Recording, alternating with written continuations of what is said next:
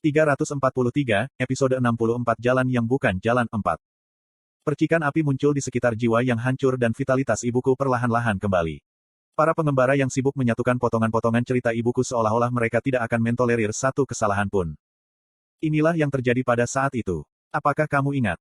Sebuah potret tunggal dilukis oleh sejumlah besar orang. Itu tampak seperti jamuan pengrajin yang berkumpul untuk memahat satu karya seni lengkap. Saya kagum bahwa begitu banyak orang mengingat ibu saya. Beberapa tatapan membunuh kehadiran. Setelah beberapa skenario dimulai, inkarnasi mati di depan banyak rasi bintang. Mereka diekspos, diintip dan dipaksa untuk mengikuti keinginan rasi bintang. Sekarang, tatapan ini menyelamatkan seseorang. Petik 2. Aku merindukan kali ini. Aku tidak tahu apa yang akan kulakukan jika Sukyung Si tidak ada di sana. Baik. Suara para pengembara bergumam. Mungkin seluruh kehidupan yang kita jalani menjadi kenangan bagi satu atau dua orang.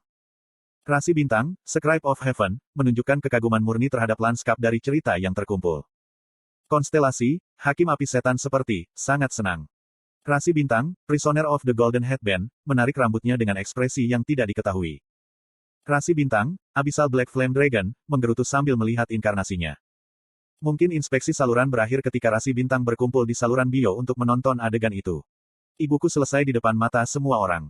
Ibuku, Lee Sukyung. Raja pengembara, Lee Sukyung. Lee Sukyung, seorang mantan tahanan. Lee Sukyung penulis esai. Lee Sukyung, ini berkumpul untuk membuat keseluruhan, Lee Sukyung. Aku berdiri diam dan Han Suyong menyodokku ke samping. Minggir, kamu mengganggu kami. Tentu saja, Han Suyong telah bersama ibuku selama 3 tahun terakhir dan mungkin memiliki andil dalam ceritanya. Aku mengangguk dan menyelinap keluar dari kamar. Pemulihan cerita hampir selesai dan saya sepertinya tidak lagi membantu. Saya agak gugup tetapi dia adalah seorang penulis. Dia mungkin tidak akan merusak ibu saya. Saya mendengar suara Han Suyong datang dari belakang saya. Ini, apakah kamu menyebutkannya pada saat itu? Saya tidak tahu. Benar juga. Petik 2. Harap baik-baik saja. Saya meninggalkan ruangan dan anggota partai menunggu saya. Ah Jusi. Dok Ja Hyung. Aku memeluk kedua anak itu sambil memandang berkeliling ke teman-temanku. Jung Hyewon, Lee Ji-hye dan Lee Hyun Sung diikat ke tempat tidur. Semua orang menunggu jawaban saya. Semua orang sepertinya tahu situasinya, bahkan jika aku tidak menjelaskan apapun. Shin Yosung bertanya padaku, Nenek, apakah Nenek Sukyung baik-baik saja? Petik 2. Aku pikir dia seharusnya baik-baik saja. Ini memasuki tahap akhir. Petik 2. Relief melewati wajah anggota partai atas kata-kataku. Hanya satu wajah yang berbeda. Hei, mengapa Ibu Dok Ja Hyung adalah nenekmu? Ibu Ah Jusi adalah nenekku. Dok Ja Hyung bukan ayahmu. Aku dengan cepat menepuk punggung mereka. Sekarang, jangan berkelahi. Anda berdua bisa memanggilnya nenek. Petik 2. Benarkah? Bisakah saya? Iya. Aku menyaksikan Lee Gilyong dan Shin Yosung yang berwajah merah dan mencoba mengatakan sesuatu yang lain, tetapi dengan cepat menutup mulutku. Bagi anak-anak ini, apa yang terjadi dalam 3 tahun terakhir? Apa yang didengar, dilihat, dan dibicarakan anak-anak ini ketika mereka melewati lusinan skenario tanpa saya? Petik 2. Hyung. Aku membelai kepala Lee Gilyong untuk waktu yang lama dan Lee Gilyong menatapku tanpa daya. Shin Yosung, yang menatap pemandangan itu, meraih tanganku dan meletakkannya di kepalanya.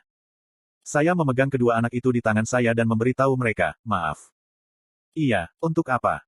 Hanya, untuk semuanya. Saya tahu bahwa saya tidak bisa meminta maaf, tidak peduli apa yang mereka katakan kepada saya saat ini. Tetap saja, aku ingin mengatakan sesuatu. Mungkin cerita ibuku telah memengaruhi saya. Saya tidak ingin membuat lagi tragedi yang tidak dapat saya bicarakan tepat waktu. Meski begitu, kata-kata itu tidak mudah jatuh dari bibirku. Kamu menderita, maaf. Saya ingin mengucapkan kata-kata ini. Tidak apa-apa, Shin Yosung berbicara. Kami baik-baik saja, Ah Jusi. Shin Yosung mengangkat kepalanya dan memperhatikanku. Ini adalah orang yang harus dihibur tetapi dialah yang bertanya apakah saya baik-baik saja. Ah Jusi, kamu baik-baik saja. Aku tidak bisa menjawab jadi aku menghindari pandangan Shin Yosung. Saya mendongak dan semua teman saya menatap saya. Lee Ji-hye tampak sedih sementara Jung Hyewon cemas. Aku tersenyum sambil menggerakkan bibirku. Kenapa kamu terlihat seperti itu? Saya baik-baik saja. Ibuku juga sudah pulih. Petik 2. Apakah kamu benar-benar baik-baik saja? Aku benar-benar baik-baik saja. Dan saya dengan cermat memeriksa setiap anggota partai. Saya merasakan waktu yang berlalu dari luka di sekujur tubuh mereka. Saat kisah raksasa Gigantomachia selesai, mereka berlari ke tempat ini terlebih dahulu. Itu tanpa merasakan akibat dari kemenangan. Gigantomachia, kalian semua menderita. Mungkin ekspresiku terlihat konyol. Entah kenapa, Jung Hyewon tertawa terbahak-bahak. Apakah kata-kata itu bonus? Dok Ja Si sungguh. Kami bekerja di sini karena itu bagus. Petik 2. Lee Ji-hye mengangguk di sisinya. Jung Hee-won terus berbicara. Selain itu, mengapa kamu lari sendirian lagi? Apakah kamu benar-benar ingin mati? Atau Anda ingin dikurung lagi? Petik 2. Itu karena pembuat produksi massal memberitahuku. Kamu selalu punya alasan. Saya membungkuk kepada mereka. Maafkan saya. Ini yang terbaik untuk saat ini. Saya bisa mengklarifikasi hal-hal nanti. Ketika saya membungkuk ke depan, saya bisa melihat sepatu tempur tua. Pandangan saya naik dan saya melihat pria berjaket hitam berdebu. Tiba-tiba, saya merasa segar kembali. Saya tahu bahwa Yo Jong-hyuk berada di sini. Yo Jong-hyuk, kamu juga.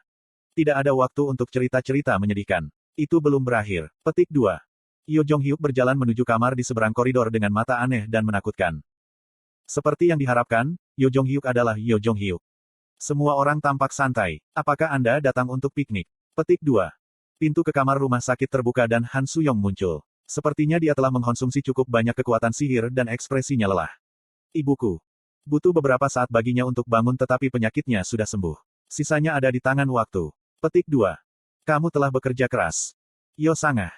Staf medis mengawasi perkembangannya. Aileen akan memulai perawatan segera setelah dia keluar. Apakah tidak ada sedikit cairan bintang yang tersisa? Petik 2. Aileen mengatakan kepada saya bahwa hanya satu orang yang bisa diselamatkan kali ini.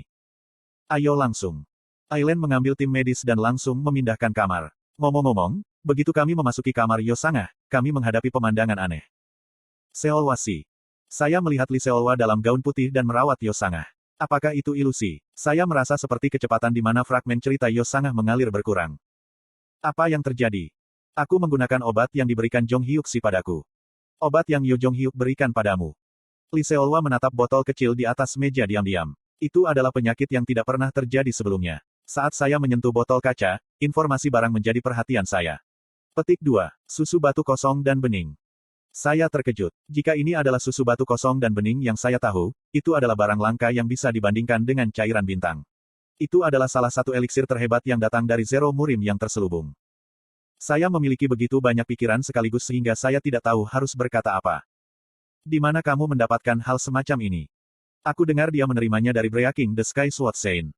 The Breaking the Sky Sword Saint belum kembali ke bumi. Mungkin sudah tertunda karena dia bersatu kembali dengan kerabatnya untuk sementara waktu. Ngomong-ngomong, Saint the Breaking the Sky Sword memiliki susu batu kosong dan bening. Apakah dia pergi ke pulau itu? Aileen memeriksa Yo Sangah dan berkata, sedikit waktu telah dibeli. Berapa banyak? Sekitar 30 menit. Jika kita memperoleh lebih banyak cairan bintang. Itu telah mencapai tahap di mana dia tidak bisa disembuhkan dengan cairan bintang. Dia telah melampaui ambang batas. Jujur saja, luar biasa mereka belum rusak. Kekuatan mentalnya benar-benar. Petik 2. Anggota partai berteriak mendengar kata-kata Aileen. Tunggu, apa yang kamu katakan? Sangah Uni akan mati. Anggota partai mendengarkan penjelasan staf medis dan memahami keseriusan situasi. Jung Hee-won dan anak-anaknya pucat. Lee Ji-hye tampak ketakutan. Ah Jusi, apakah kamu berbohong? Baik. Petik 2. Sangah Uni akan mati. Benar-benar tidak ada jalan, benarkah? Tidak semuanya. Lalu apa yang telah kita lakukan sejauh ini? Petik 2. Lee Ji-hye terhuyung seperti hantu dan mengguncang saya. Ah Jusi telah mati berkali-kali. Jika kita mendapatkan atribut itu sekarang. Tidak ada cara untuk mendapatkan atribut itu sekarang. Jung Hee-won memeluk Lee Ji-hye dari belakang dan bertanya padaku. Mungkin, apakah tidak mungkin menggunakan metode sebelumnya? Metode sebelumnya, tidak ada yang menjelaskannya tetapi semua orang melihat Bio di udara. Itu susah. Kamu adalah penerus dunia bawah. Tidak bisakah Anda meminta bantuan mereka? Petik 2. Aku sudah bertanya pada mereka. Sementara itu, beberapa pesan tidak langsung terdengar di udara. Itu adalah pesan-pesan rasi bintang yang ingin memanfaatkan situasi ini. Rasi bintang, kaisar yang memimpikannya keabadian, sedang membuat proposal.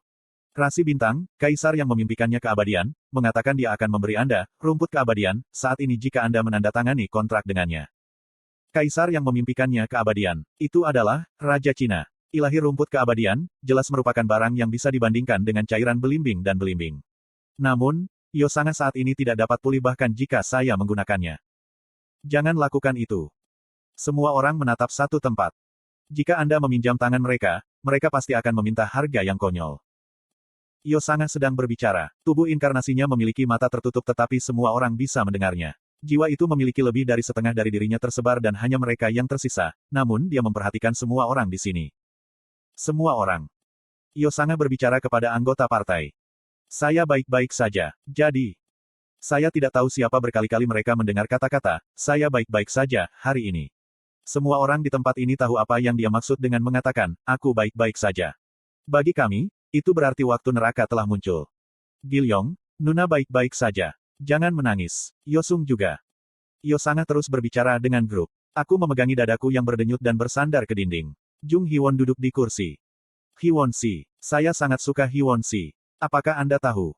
Selain itu, Jihye. Air mata jatuh. Li Jihye menangis dengan sedih saat dia memegang spray. Mata merahnya menatapku dengan penuh semangat. Dari samping, aku bisa mendengar suara gigi saling bergesekan.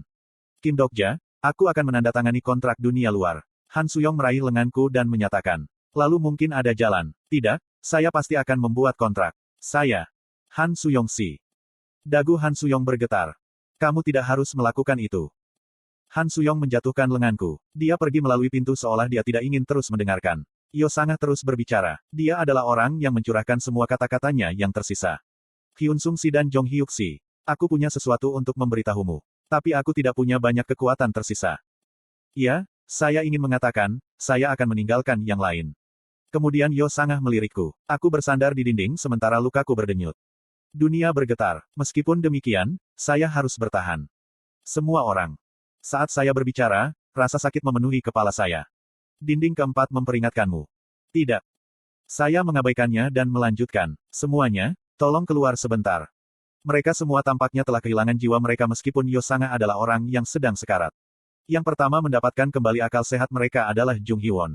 Dia bertukar pandangan dengan saya sejenak sebelum membesarkan Li Jihye. Dengan dorongannya, para anggota meninggalkan ruangan satu persatu. Akhirnya, Shin Yosung dan Lee Gilyong pergi dan aku adalah satu-satunya di ruangan itu bersama Yosanga. Aku menghela nafas panjang sebelum membuka mulut. Yosanga si, apakah Anda ingat kata-kata yang Anda ucapkan di kereta bawah tanah? Petik 2. Tidak ada jawaban dari Yosanga. Kamu bilang kamu suka membaca buku. Aku terus berbicara dengan Yosanga. Murakami Haruki, Raymond Carver, Han Kang. Saya membaca nama-nama penulis Yosanga katanya suka. Saya merasakan ekspresi Yosanga sedikit berubah. Mungkin itu adalah ingatan yang jauh yang menghilang. Jika kamu bisa selamat, apakah kamu mau membaca buku yang bukan dari penulis itu? Cahaya singkat kembali ke jiwa Yosanga. Buku apa? Misalnya, Lord of the Rings. Tubuh jiwa Yosanga tertawa. Dia mengingat ingatan lama dan tersenyum tipis. Baik, selama saya bisa membacanya. Jika itu memungkinkan. Petik 2. Kata-kata berharga ini, saya ingat setiap suku kata. Jika saya bisa hidup lagi, saya akan membaca keseluruhan cerita.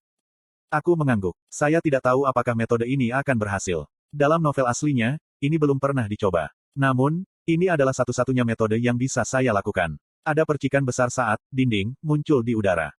Saya melihat melewati jalan buntu dan menatap dinding keempat. Siapapun yang menghadap tembok ini di ujung jalan akan menjadi putus asa. Dinding keempat.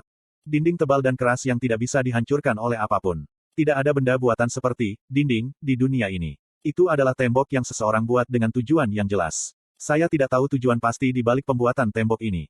Tetap saja, jelas bahwa tembok itu dibangun untuk melindungi seseorang. Saat saya membuka mulut, dinding keempat juga membukanya. Telan dia. Jangan tinggalkan satu kalimat pun. Petik 2. TL, Rainbow Turtle.